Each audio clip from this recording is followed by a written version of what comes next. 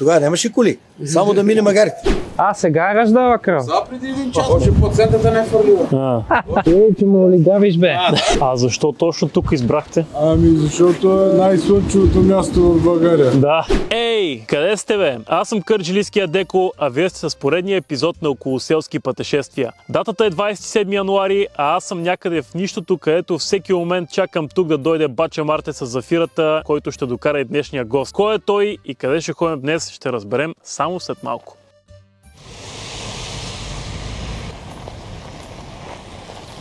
Йоу! Добро утро! Представям ви Сашо, който ще бъде днешния пътешественик в околоселски пътешествия. Дойде специално от Англия, за да заснем този епизод. Здрасти. Къде отиваме днеска? Отиваме в село Хотово. Какво има Хотово и каква е причината да отиваме там? Хотово е характерно за региона с главно поминъка. Хората се занимават с винопроизводство. И е много живописно селище, няколко километра преди Мелник. Според мен си заслужава да се видят старите къщи. А ти имаш връзка там с селото? Дядо ми едно време тук идваше да си купува вино и ракия от време на време. Супер. Освен да ходим към Хотово. По-бързо се качва.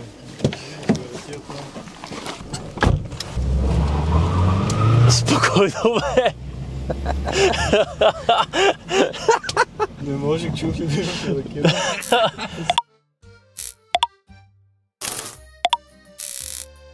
И преди да ви запознаем с част от жителите на Хотово, ето какво инфо намерихме за селото в интернет. Село Хотово се намира в община Сандански, област Благоевград. Според Уикипедия населението на селото наброява 90 души. Метеорологичната статистика твърди, че Хотово се намира в района с най-много слънчеви дни в България. Може би и поради тази причина съборът на селото е на 14 октомври, тъй като тогава е една идея по-хладно. Само около 30 градуса. Да видим какво още интересно ще научим за Хотово на място. В момента колко човека са останали тук? Може да има 50-60. Занимавате ли с нещо, животновъдство? До пенсия, ден за ден караме. С виното как стоят нещата, тъй като разбрахме, че тази изба, дето си мислихме, че да посещаваме, май не се водила само на Хотово, ама не... Къде е изба? Някаква изба ни казаха, че има тук. Вижте сега, изба има, ама то е извън селото и тя се води... Кооперация Хотово се води, защото земята е от Хотово. Така ли се води, Гошо? Ама вие си от тук или... Живея в Сандански. То селото предимно виладжи, предполагам. Има и местни хора, ама виладжи не... Може, има, купуват се. Къща не може да се намери лесно тук. Така ли? Въпреки, че има толкова много изоставени. Има изоставени, ама... То няма наследници ни оправени, пък други не ги продават. Тук е в сила обратното броене. Със всеки един ден остават все по-малко. А събор има ли да се прави? На 14 октомври. Има 4 църкви и едната Света Петка, фактически тук има и друга, но там са гробищата. Тя не се използва за други, освен за деня и тя се води Свети Никола. И на деня има служба там, иначе службата е оттатък в Света Петка, дори и когато не е празник. А какво вино се произвежда тук? Тук по принцип по селото е от едно време широката мелнишка, но сега нагоре ето той където е там, те насъдиха много различни сортове, едни виреят. Георги, има ли проблеми с сортовете? Не. Всички, които са... Там в нашата фирма са само френски сорти. Защото нали се правят... И се развиват много добре. Правят се проучвания за почвата, какво съдържа, да се види дали... Вие ако идете, там стана голяма работа тук. Нагоре в Зорница е нещо... Там е страшно. Нещо велико. А кое е Зорница? Следващото село. Като се качите на Баира вдясно. Добре, чужденци, казахте, че има. Тук не идват чужденци. Много добре знаете на къде отиват. Търново и нагоре. Защото тук за къщи, които са готови да паднат, искат и майка си, и баща си. То е, че всеко село има по някой англичанин, германец. Тук има една къща, като слизате от там, като идва тук село, където се виждат пред вас. Той е един руснак, ама не знам дали в момента живее. Тя къщата е страхотна. Има слънчеви панели за басейн. Говорим за 6 лиси или бе. Четохме преди да дойдем, че селото било селото с най-много слънчеви дни в годината, най-много топли дни, нещо такова. Преди години мой чичо е там, след този бир, който се вижда зад хоризонта, той преди да почина си произвеждаше тук вино и на бутилката имаше колко са слънчевите дни, какъв е сорта, на коя местност е. И аз преди години, като казах на моя син, той вика: ти пак ме шеташ някъде. И когато се видяхме с сина му, и той ми даде бутилка, и викам на сина ми, че ти. Вика, аз мисля, че това е поредната шишкания. Викам, това не е. Ние какво да си говорим шишкания и си говорим. Викам, ето, да видиш, да не кажеш, че говоря глупости. А магазинче тук нещо из селото... Затвориха го. Откъде пазарувате? Всеки се оправя сам. Най-близкото? Най-близкото е в Делчево, тук на 5 км. Ага. Има магазин, в който има абсолютно всичко. Абе, магазини колкото искате. Ясно. Заведение, нещо, кръчма? Напиват се и се бият. Ага. Затова кръчмите са затворени. Пият по 2 ръки и се правят на мъже. Именно. Който не мога да пие. Некои не си признават, че не могат да пият. Ето такъв да си признава, че не може... Това вече е... Те кои години са строени тия къщи? Преди 80-та. Ами, нашата строена... 60-те години идват да живеят моите родители тук. Преди 80-та Тая отгоре са дадени. Да, то аз гледам, че са малко от кирпичите. Това е кирпич. Да. Тая е кирпич и она другата е кирпич. Нашата е тук. Но те са... Она също е строена преди наша. Около 56-та година е строена, но е тухлена. Тия са кирпич. Цигански тухли.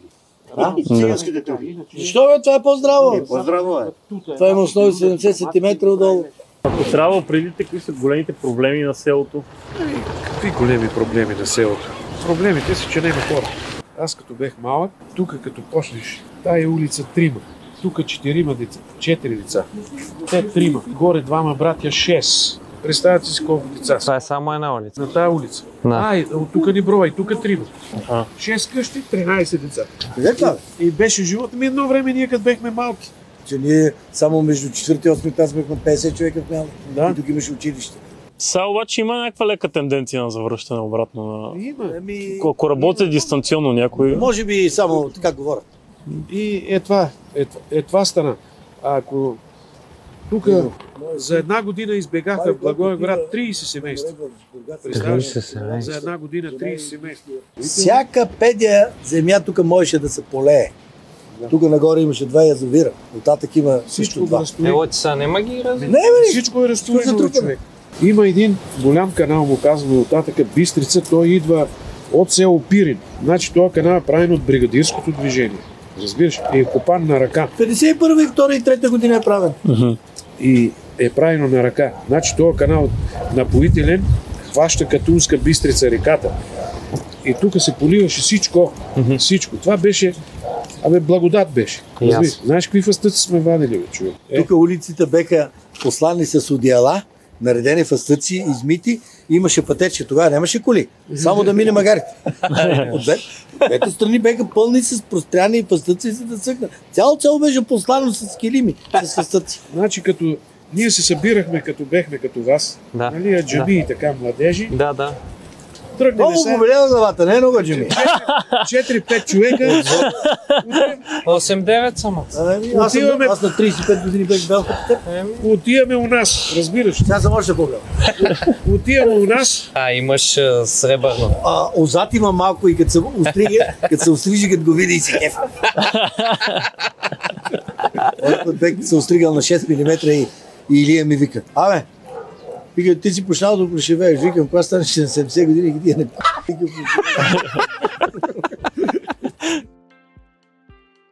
С какво се занимавате? Какво занимавам? Аз специално занимавам с овце. Вие гледате овце? Супер, ти си от тук и селото, предполагам или? Тук съм си. Ясно, добре. Кои са големите проблеми на селото, според вас? Кои са големите проблеми, не? Да. Големите проблеми, че ако кажеш ги засегнеш някой седна. Нищо сата. Сега ще... Добре, да мълчиш. Сега ще засегнат... Ето сега, гледай тогава. Гледай тук. Това е общинска баня. Беше селска баня. Селска баня, знаеш се вика селска баня? Да. Селска баня, която е направена, например, от твоята баба, то. Съм дължил 500 метра платена от жълбовете от селото. Да. Трябва да ти го взимат. А сега в момента какво е? Нищо не функционира. Органи го направя. Ясно. Тук цялата община идваха, не беше. За 1 лет да си баняш, колко ти скажеш заплатка на всеки човек. Колко овце имаш? Колко овце ли? Да. Към 200 са. Много. 200 не са малко. Тук ни казаха, че никой не се занимава с животни, смисъл земеделие, такива работи няма. Къде гледаш самите овце? Къде седят, да. Ага. Коя най-много ти харесва тук в Хотово? Най-много хубаво най-много ме харесва. Да. Тук съм роден, тук съм израснал. Не ти се ходи другаде, ако трябва да се местиш някъде да живееш. Работил съм и по София, работил съм на Давария, но по принцип камък се стижи на местото. Така.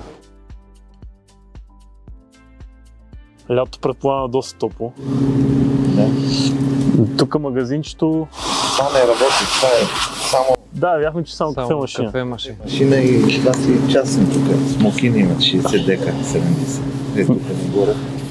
Това ли има като цеха или как е? Тук още се прави, но и сушилна цех.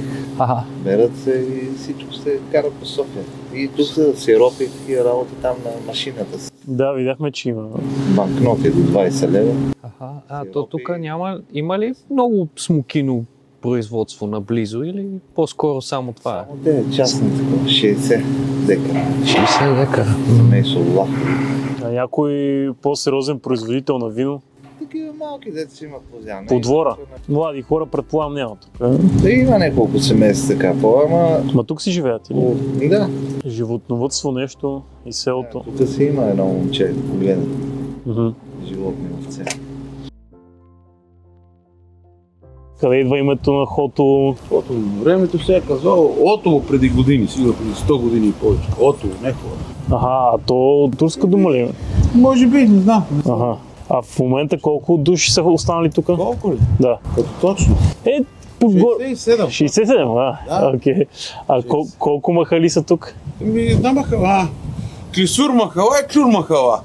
Така се водиха на времето. Сега вече... Тая тук коя е? Тая е Клисур махала. Тая е Клисур махала. Защото това е клисурата му казвам, от тата Клюнка. Ясно. А с земеделие, животновъдство тук нещо? На времето, сега вече всичко е... Предполагам гледат някакви животни, защото... Аз гледам в момента някаква крава и един друг човек гледа повече за овце. На времето се гледаше много. А какъв вид грозде е? Широка мелничка основа. Ракия? Ракия... Фотостан. Ракия и се пие са ракия, вино се пие. Когато има. Това ако няма, тя сигурно колата не върви без ракия, без вино. Тук покрай Мелник не се ли развива някакъв по-сериозен туризъм в селото?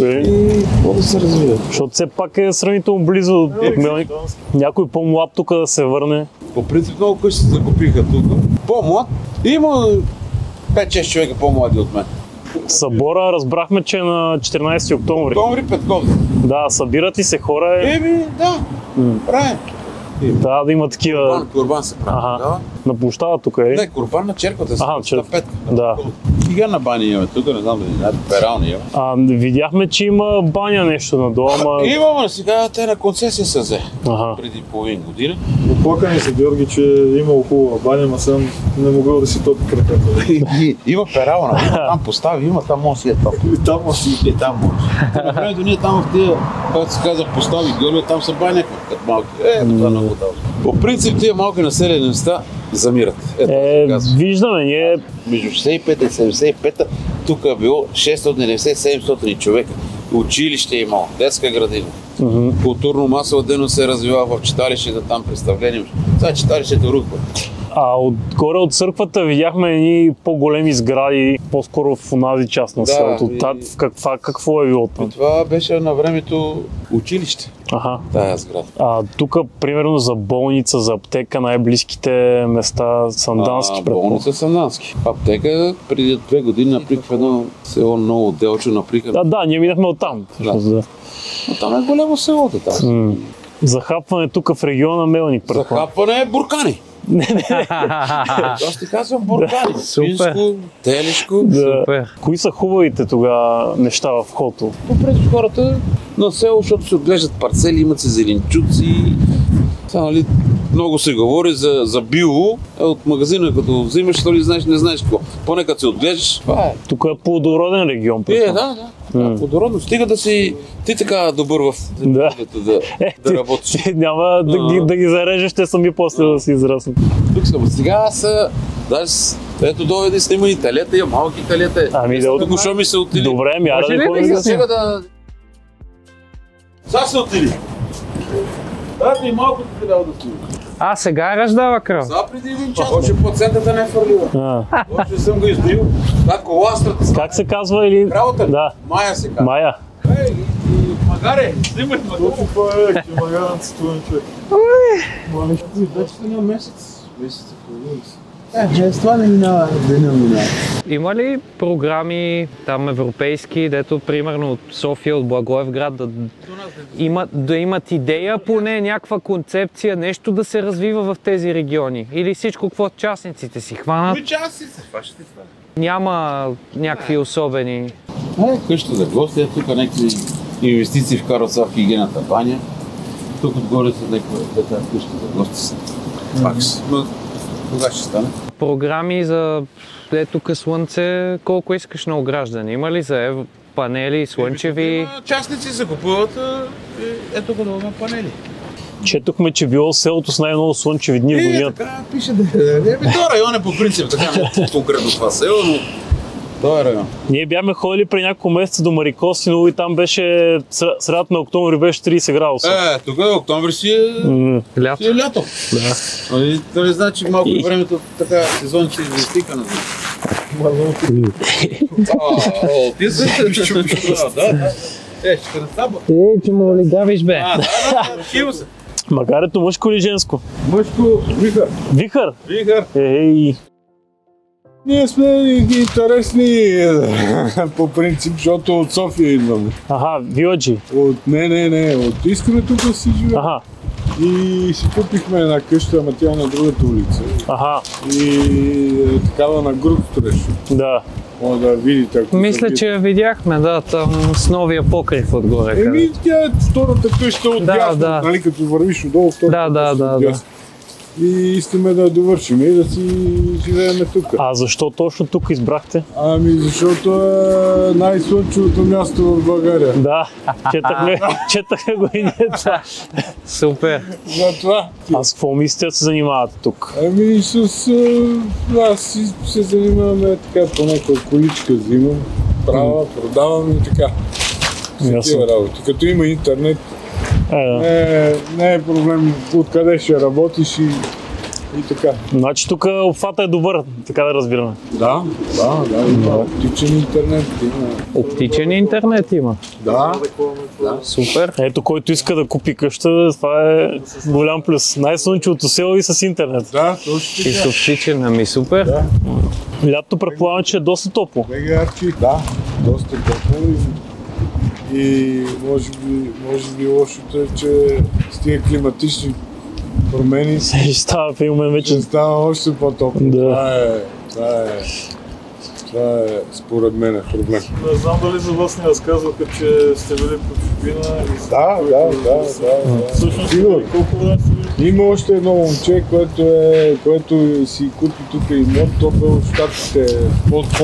По-дълго време и от нас са живели в Щатите и сега си прави като имение. Да. Само че Звънцево.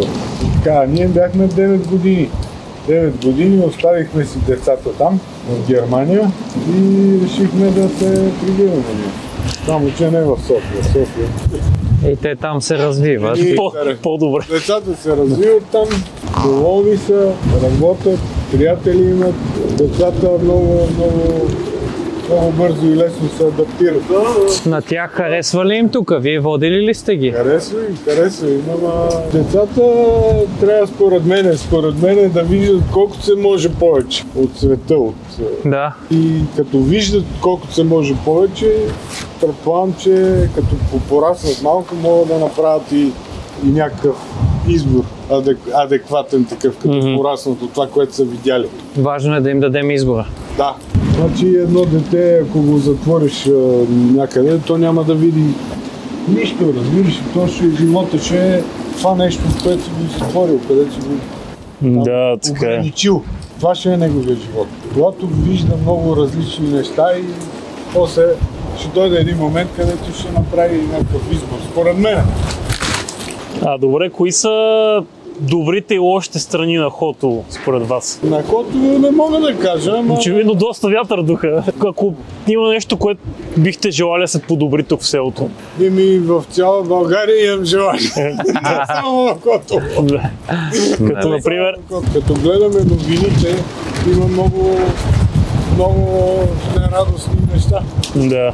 Много престъпления, много неразкрити престъпления, ненаказани престъпници, проблеми в съдебната система, проблеми с корупцията, които водят до други проблеми, много пари откраднати и така, които биха могли да бъдат дадени за много неща, за инфраструктура, за хората, за болници, за деца, за детски градини, за много неща. Драги зрители, това беше всичко от нашето околоселско пътешествие в село Хотово. Ако искате да посетим и вашето село, пишете ни в YouTube, в Instagram, Facebook, пратете ни имейл или използвайте какъвто друг искате начин на комуникация. А сега, така ли, че бяхме близо до Мелник, решихме да посетим и Мелник. Давай да ходим да хапнем и да изпием по едно кафе с сладко от зелени смокини. Това е за Мартин, защото той няма да може да пие вино. Не можеш.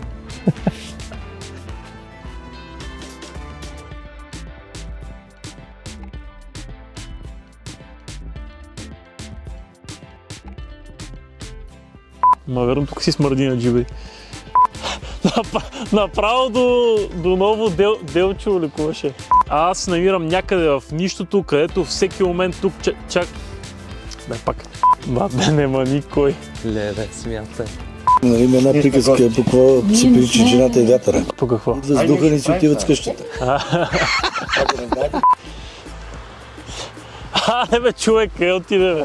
Захапване тук в региона Мелник. Захапване е буркани. Не. Аз ти казвам буркани. Супер. Телешко. Супер. Не, имам предвид всякъде отивам да ядем. Къде? Да. А сега, така ли, че сме на няколко километра... Да, от начало. Така ли, че бяхме на няколко километра от Мелник. Драги зрители, това беше всичко от нашето околоселско пътешествие в село Хотово. На имейл, във Facebook, YouTube или Instagram. Да, пак.